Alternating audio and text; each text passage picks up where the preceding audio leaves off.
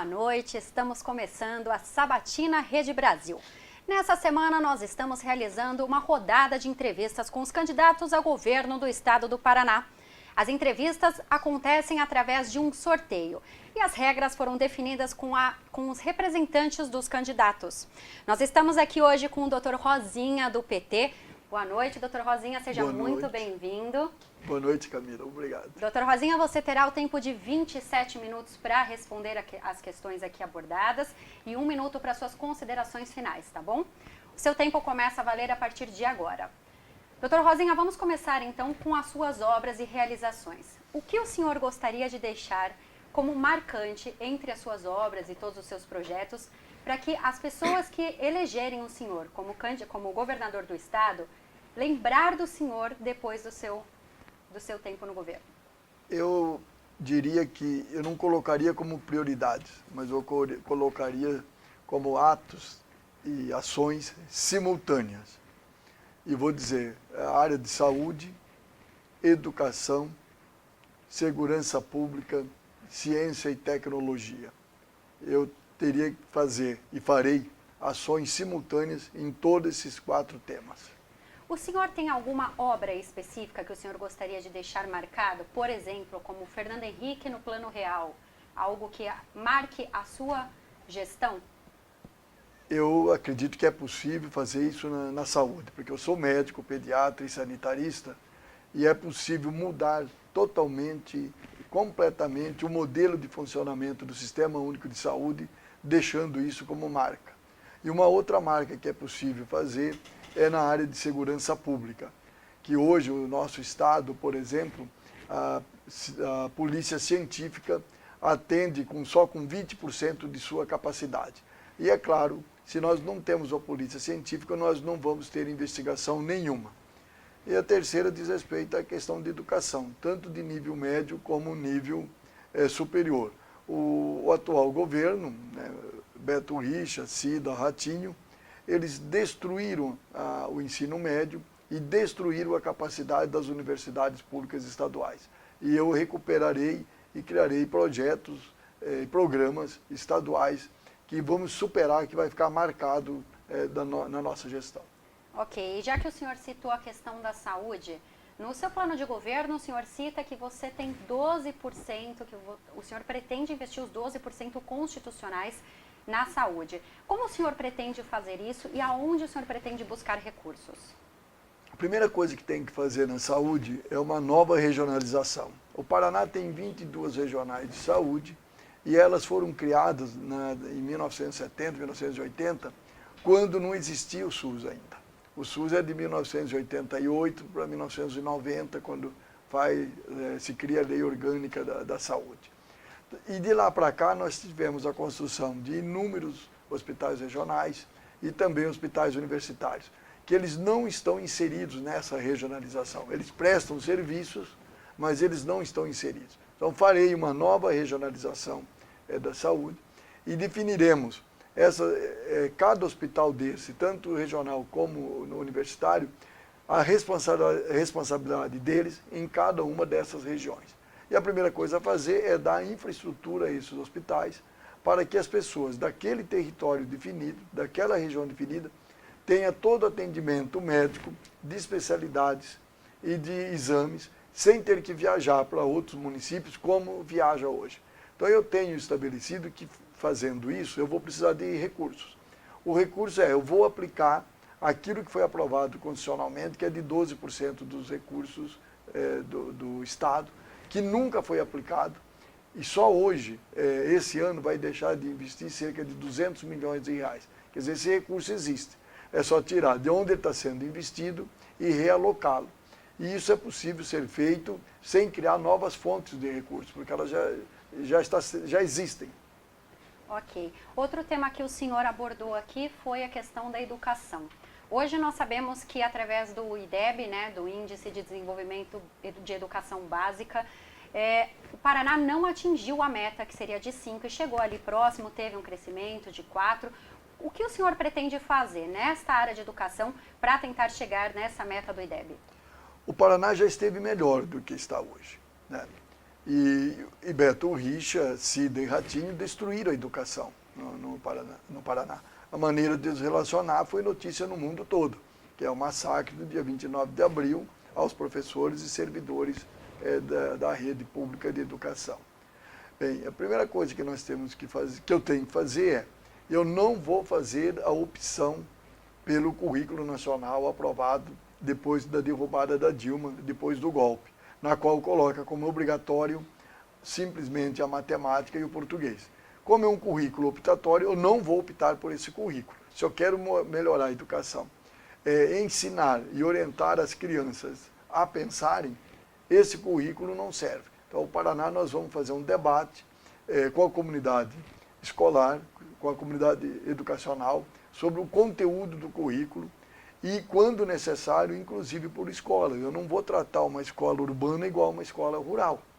Eu não tem como, então eu tenho que fazer o debate e organizar. Mas, a princípio, eu já defendo que deve ter história, geografia, sociologia e filosofia, que são matérias que ensinam a pensar. A outra questão na educação é fazer com que os professores gozem dos seus direitos, professores e servidores. E hoje o governador retirou a hora-atividade, e eu vou recompor a hora-atividade. Ele retirou a possibilidade dos professores fazer o PDE, que é o Programa de Desenvolvimento Educacional, eu vou recompor, e ele também retirou qualquer possibilidade de negociação coletiva, ao não permitir a database. Então, já em janeiro, eu crio a database e crio uma mesa permanente de negociação. Vou chamar, inclusive no nível médio, para debater o currículo e as escolas, os estudantes. Hoje, há estudo, inclusive, artigos já divulgados, que boa parte dos meninos e meninas que saem do ensino médio é que acaba indo para o consumo de droga ou para os pequenos crimes ou pequenos furtos. E é a escola que não tem mais atrativo para eles. Então nós temos que debater com eles e fazer um novo método educacional no Paraná. E em 4 anos eu farei isso, com absoluta certeza. E os servidores não têm reajuste desde 2016. Eu gostaria de saber do senhor se o senhor pretende fazer esse reajuste, caso eleito, e se sim, como o senhor pretende fazer isso para equilibrar também a questão do teto de gastos e o limite de lei de responsabilidade fiscal? Eu acabei de dizer que eu vou recompor a database e uma mesa permanente de negociação. Por que isso? Porque eu tendo a database, o servidor sabe qual é o dia que ele vai ter reajuste, de quanto será. E a mesa permanente de negociação permite, com transparência, que as lideranças sindicais, que é com os sindicatos que eu vou negociar, que essas lideranças já tenham conhecimento do fluxo orçamentário, tanto de despesas como de arrecadação, e aonde está ocorrendo essas despesas. Então, chega na database, nós teremos já programado como recompor as perdas salariais e como repor a inflação do ano anterior. E quando eu digo recompor as perdas, porque já está em quase 12%.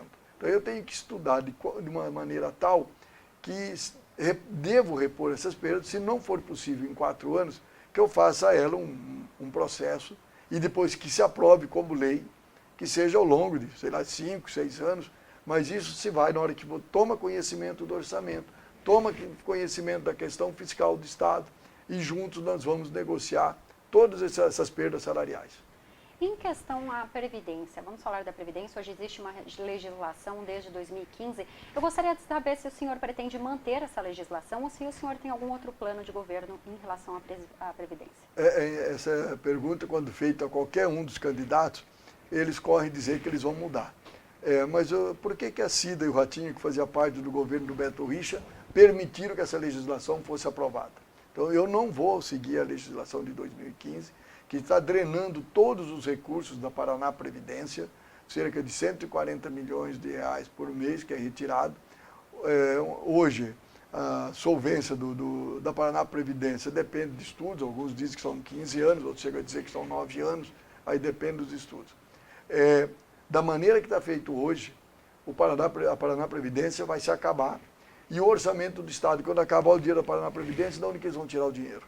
Então é necessário uma nova lei e uma nova recomposição orçamentária e também uma nova a reposição daquilo que foi retirado da Paraná Previdência. Novamente, eu quero dizer que esses 3 pessoas que eu citei, sendo 2 deles candidatos, eles faliram o Estado do Paraná. Então nós temos que ter 4 anos para recompor o processo orçamentário, o processo da Previdência e fazer o planejamento do Estado. E por que eu digo que eles faliram? Porque anteciparam o ICMS, deram perdão ao ICMS antecipado, ou seja, governaram, a Cida, o Ratinho e o Beto Richa, governaram com dinheiro futuro, como se fosse bolsa de valores que você faz negócios futuros.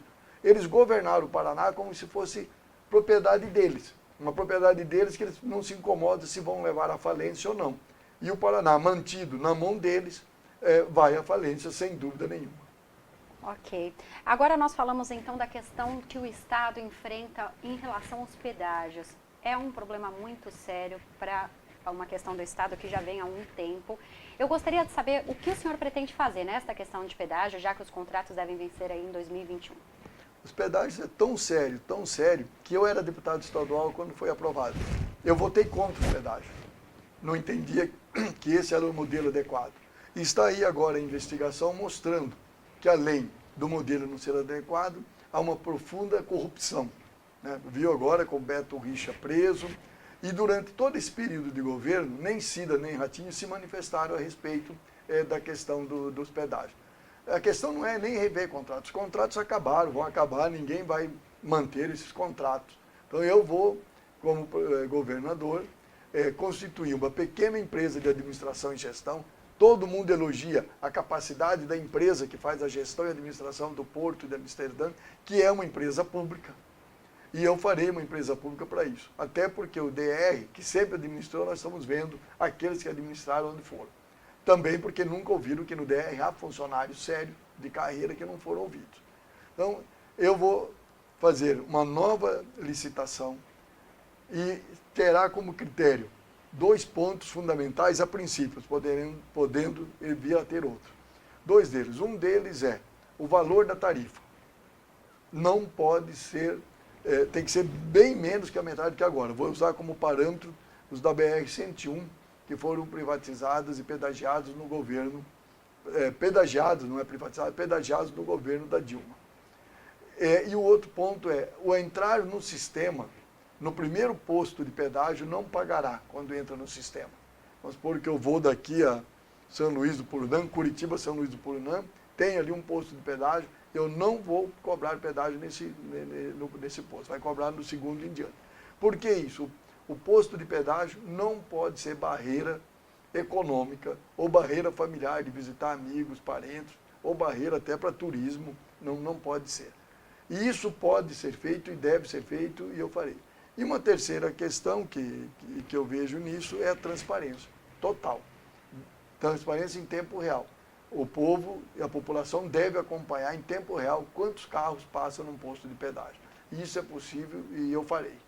E outro problema que o Estado enfrenta é a questão do Porto de Paranaguá. Queria saber o que o senhor pretende fazer também para resolver este problema. Antes de chegar no porto tem a ferrovia. E esse é o principal problema hoje do povo que vive em Paranaguá. O trem, quando ele vai fazer as manobras, que ele desce e vai para o porto, e depois até para fazer as manobras, dependendo do dia, as pessoas têm que ficar 20, 30 minutos esperando o trem terminar as manobras. Isso necessita de urgência, de solução. Até porque se tiver uma pessoa doente, se tiver uma ambulância para atravessar, não vai atravessar. Então, há que se fazer todo um planejamento da infraestrutura. E, novamente, dizendo, o Paraná não tem dinheiro de investimento, ele tem cerca de 2 bilhões. Aquilo ali é obra que deve ser feita, e deve ser feita por concessão pública. E nós, juntos com a população de Paranaguá, junto com o prefeito e os setores técnicos, vamos encontrar uma saída uma solução para esse problema. Eu tenho 4 anos de governo. Nesses 4 anos de governo faremos o estudo e iniciaremos as obras. Eu tenho absoluta certeza que esse é o principal gargalo. E o Porto de Paranaguá hoje é um porto que tem que ser debatido, toda a sua administração. A APA, que faz a entidade que faz toda a administração do Porto do Paranaguá, que inclusive no governo recente foi nomeado gente que nunca viu nem Porto, talvez deva ter visto um navio à distância. Então nós vamos discutir uma nova modelo de administração e inclusive nós vamos discutir qual é o papel que a APA deve assumir, porque a APA sempre foi, assim, acusada de irregularidade, não vou dizer se tem ou não, mas tem que ser passada a limpo. Ok, outro problema muito sério no estado é a questão da segurança. Hoje existem 11 mil presos, existem 267 cidades sem, 260, desculpe, cidades sem delegacias, e o senhor tem no seu plano de governo a retirada de presos das delegacias. Eu queria saber como é que o senhor vai fazer isso, visto que existia um projeto aí de 14 presídios que comportariam 6 mil presos, que não saiu do papel ainda, e que a conta não bate, né? Afinal, existem 11 mil presos no estado. A conta não bate. O número de presos que relata que tem aqui o DEPEN não é o mesmo número de presos registrados em Brasília, quer dizer, nem eles, nem o governo do Paraná sabe quantos presos tem. A segunda questão, no governo ainda da Dilma, foi disponibilizado 210 milhões para construções de cadeias, de penitenciária aqui no estado do Paraná, e o dinheiro está aí até hoje sem ser usado. Veja só a incompetência daquele que se diz novo, que quer mudar, da vice-governadora que diz que é competente e quer continuar, e do outro que foi preso recentemente. Então nós temos que mostrar que eles não foram bons administradores. A primeira questão que eu tenho que fazer ao assumir o governo, ainda no mês de janeiro, é criar um mutirão envolvendo o Poder Judiciário, Defensoria Pública, Ministério Público, Governo Estadual, para verificar as condições dos presos que estão na cadeia. Muitos deles estão presos já há 2, 3 meses ou até mais, sem ter tido a primeira audiência. Então eles têm que ser ouvidos, têm que ter a primeira audiência com o juiz. Os dados não batem, mas alguns chegam a dizer que 30% desses presos vão embora. E, simultaneamente a isso, fazer o mesmo modelo de mutirão, isso não é novo, já foi feito várias vezes mutirões. Fazer um mutirão nas penitenciárias para ver aqueles que já cumpriram pena e que continuam. Aí eu vou ter o número real de presos. E se necessário, aí sim, com esse número real, nós construiremos outras penitenciárias ou não. Mas primeiro eu necessito desse número real. E nessas penitenciárias que tem hoje, uma das questões para a própria defesa do agente penitenciário tem que ter um sistema eletrônico de controle de trânsito dentro das penitenciárias e não um sistema pessoal na qual a pessoa tem que ele lá abrir portão e fechar portão ou porta dentro da penitenciária.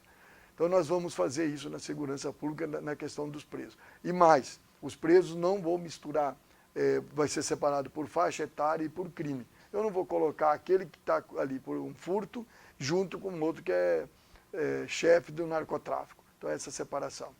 E eu sou um defensor da unificação de polícia. Há uma proposta de emenda constitucional no Congresso Nacional que eu vou trabalhar para aprovar, unificar a polícia militar com a polícia civil. Enquanto isso não ocorre, o meu compromisso é manter o atual quadro, não permitir que diminua, e enquanto mantém o quadro, fazer concurso público para recompor aqueles que estão faltando e que faltarão ao longo dos meus 4 anos de governo. E imediatamente tem que fazer concurso público, imediatamente, para a polícia científica, que hoje é uma catástrofe. Nós temos, para ter ideia, entre computadores e celulares para serem analisados, mais de 20 mil. E só tem 9 peritos para examinar isso. Sabe quando que eles vão terminar isso? Nunca, porque vai acumular mais. E os crimes cometidos não serão investigados. Então, o estado do Paraná está destruído. Destruído. Tem gente que diz aí que não tem absolutamente nada de ver com o que está acontecendo, como é a Cida e o Ratinho. E eles faziam parte do mesmo governo que destruíram o estado do Paraná. Crianças, adolescentes, meninos e meninas são assassinados todas as noites nesse estado do Paraná, assassinados, executados, e, no entanto, não existe segurança pública, e quando executado não vai existir investigação. É esse o estado que nós estamos vivendo hoje aqui. O senhor citou a questão dos presos, do que vai fazer com os presos, e a questão das delegacias, das 270 delegacias que estão, 270 cidades que estão sem delegacias. Não, existe mais delegacia do que delegados. Então, e essa questão não começou hoje, tem mais de 20 anos. Justamente, nós temos que fazer um levantamento de número de presos e da infraestrutura que nós temos. Feita isto, esse levantamento, isso tem que ser feito muito rápido, tem que ser feito em 6 meses. Porque toda e qualquer proposta nova para eu executar, eu tenho que aprovar no plano plurianual, que é votado no segundo semestre de 2019. Então, o número de delegacias a serem construídas, o número de funcionários a serem contratados, eu tenho que defini-lo até a metade do próximo ano para colocar no plano plurianual. Mas, se eu defino isso como prioridade, é vontade política. Agora, para eu executar tudo isto, eu vou precisar que o Congresso Nacional acabe com a Emenda Constitucional 95.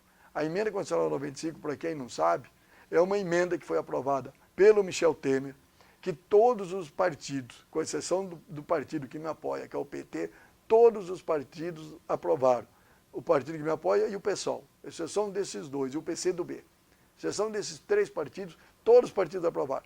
Então, a Arruda, Ratinho e Cida, eles aprovaram essa emenda constitucional, o partido deles. Isso significa que eu não terei dinheiro para investir na saúde, na educação e segurança pública, caso mantida essa emenda constitucional, porque ela limita o investimento, por exemplo, de 2019, naquilo que eu gastei em 2018, mais a inflação. Portanto, aqui, dos candidatos aqui no Paraná, se tem alguém que é oposição a Michel Temer, oposição a tudo que está acontecendo no Paraná, é o candidato do PT, o doutor Rosinha. Não há outro. Aquele que insiste em dizer que ele é oposição, ele não é, porque ele aprovou o mesmo modelo a nível nacional, com Michel Temer, é defensor de Michel Temer. Doutor Rosinha, o senhor citou a questão da tecnologia já no início dessa entrevista, agora novamente na questão da segurança. Eu gostaria de saber se você pretende usar também esta questão da tecnologia em outros âmbitos, em outras áreas dentro do estado do Paraná. O Paraná tem uma empresa estatal, a Copel Telecom. Ela tem cabo de fibra ótica nos 399 municípios do estado do Paraná. Os técnicos e especialistas da área dizem, tem o cabo de fibra nos 399, mas falta a última milha. A última milha é como chegar dentro da cidade, distribuir e dar acesso à internet a toda a população e a todos os serviços. Eu farei isso, com absoluta certeza, até porque é uma empresa estatal que está dando lucro e o lucro está sendo distribuído entre seus sócios, ao invés de estar sendo investido. Ali a própria fonte está na própria Copel Telecom. Vou fazer a integração da educação, da saúde, da segurança pública e a integração entre as universidades. E quem vai me auxiliar nisso na preparação da integração e inclusive, da preparação de técnicos para fazer isso no próprio serviço público das prefeituras. A Celepar, que é outra estatal, e as universidades públicas estaduais. Hoje há prefeituras pagando royalties, pagando patente para a Microsoft, quando nós não precisamos disso, a gente pode ter o software livre e a Celepar pode fazer essa instalação. Então, olha, eu tenho absoluta certeza que eu farei isso, porque há como fazer, não vai ter grande demanda e as prefeituras necessitam desse tipo de trabalho e todas as universidades, todo o serviço público. Agora vamos falar sobre o PT rapidamente. O PT vive um momento delicado desde o impeachment da ex-presidente Dilma Rousseff, depois a prisão do ex-presidente Lula. O senhor se mostrou sempre muito tranquilo em relação a isso, inabalável. E eu gostaria de saber do senhor, se o senhor acredita que então este momento agora pode ser uma oportunidade e um novo desafio para o partido de começar aí uma nova maneira de convencer os eleitores. É um desafio para o PT, mas é um desafio também para os eleitores. Todos os eleitores hoje do Brasil, todo cidadão e cidadã sabe que ele vivia melhor quando o Lula era presidente, quando a Dilma era presidente. E que hoje ele vive, são 14 milhões de desempregados, quase 30 milhões de pessoas que não acreditam no futuro, meninos e meninas que não têm acesso mais à universidade, as escolas piorando, todo mundo sabe que vivia melhor daquele período. E o golpe que derrubou a Dilma levou o Brasil a uma profunda crise econômica, social, ética, moral, institucional, veja só, institucional, 8,8% só, de acordo com a pesquisa CNT-MDA, 8,8% só acredita no poder judiciário. Então não há o PT que está vivendo a crise, todos estão vivendo crise, todos. E acho que o PT é o que menos vive. Veja só o PSDB, o Geraldo Alckmin não consegue ir para lugar nenhum, aqui no Paraná nem candidato tem. São Paulo estão mal, todo estado onde você olha, o PSDB se acabou. E eles foram, junto com o MDB, autores do golpe, junto com a TV Globo, que eu vou dizer aqui, e que mantenha, porque ela ajudou a apoiar o golpe. Então, criou uma crise e, com isso, criou uma figura que hoje vai para o segundo turno, que eu não quero citar o nome, uma figura que só faz pregar a violência. Só faz pregar a violência, o ódio. Quer dizer, isso é fruto do golpe. Então, o PT tem um desafio de superar isso, mas os eleitores também têm o desafio de superar junto conosco, escolhendo alguém que pode reacender o sonho e a esperança no país, que é o Haddad. E num eventual segundo turno, como o senhor citou aqui, caso não seja eleito, não vá para o segundo turno, o partido tem algum tipo de estratégia de apoiar algum candidato? Como que vai funcionar esse processo? O Haddad vai ao segundo turno e nós vamos discutir com setores de centro-esquerda o apoio e todos os setores democráticos também. Porque no momento onde vive-se numa ditadura, no caso uma ditadura do poder judiciário no nosso país, nós temos que buscar todos os setores democráticos para conquistar. E aqui no estado do Paraná, eu vou para o segundo turno e farei a mesma coisa. Eu vou buscar o apoio nos setores democráticos da nossa sociedade.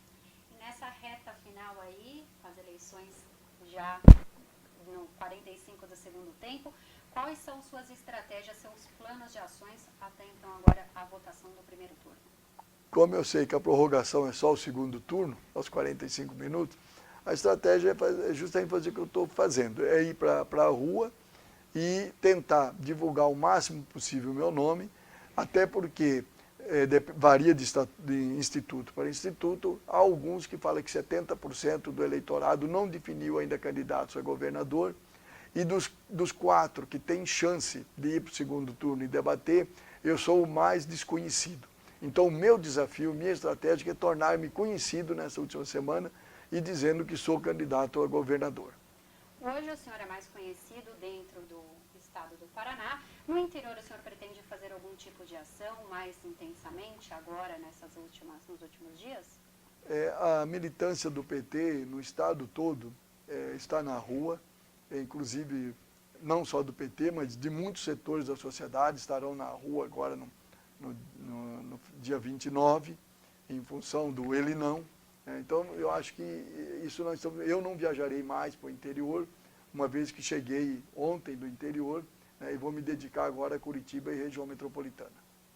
E o PT tem alguma pretensão agora em relação ao governo do estado, além de apoiar, claro, toda a parte da presidência, de Haddad e tudo mais, fazer algum tipo de ação do partido, ou seria só mesmo essas ações direcionadas aos problemas do estado? O que nós fazemos é a nossa campanha, mostrando que a minha vida pessoal, de político, minha vida pública e a minha vida privada é diferente do que a vida dos outros.